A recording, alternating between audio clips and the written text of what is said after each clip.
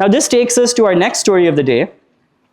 This is the story of someone called Aman Nasir, who was also here at LUMS. Now Aman, when she graduates, joins the special monitoring unit. And while most young 21-year-olds who graduate are tasked with building the next few slides or maybe building out an Excel sheet, she is tasked with this mammoth of a challenge of making sure all of Punjab has clean drinking water. This means both access to water and it also means quality. And for those of us who don't know, Pakistan faces a water crisis. So the levels of water have gone down so low, even in Lahore, that there's chemical content, there's arsenic content that's coming into our water. So a lot of people don't know this, but they're drinking diet poison, right, in the country. And so Aman is very passionate about this. She does all her research. She builds out a really strong case. And we take it to the PhD department that is responsible for this. So Aman is presenting directly to the secretary of PhD.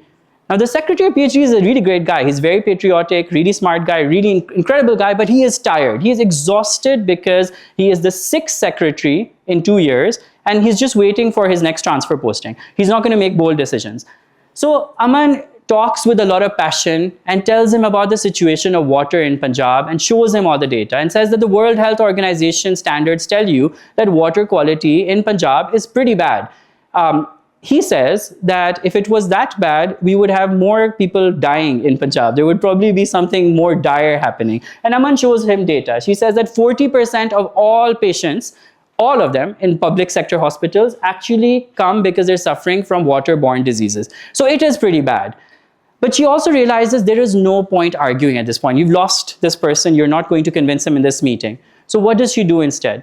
So Aman and others on the roadmap, Mukeet who was here, Saim who's not over here, we all spent a lot of time doing workshops, not at the secretary level, but there's the N-1 and N-2 level, where they just listened and they listened and they listened. They heard all the ideas they'd worked on that didn't work. They heard all the ideas that these very patriotic people wanted to implement but did not have the opportunity to implement.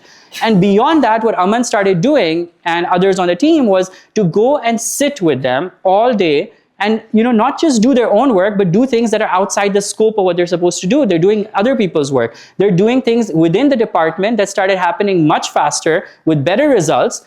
And eventually what happened is that N-1 and that N-2 layer became massive fans. They started telling the secretary how great this team was. And that same secretary who never wanted to see us again started calling Aman, myself, and everyone else at 7 a.m. every single week before anything else started on his calendar because he wanted dedicated time with the roadmap team. Now, Aman works with him and others to develop the case for building out a monitoring system in Punjab.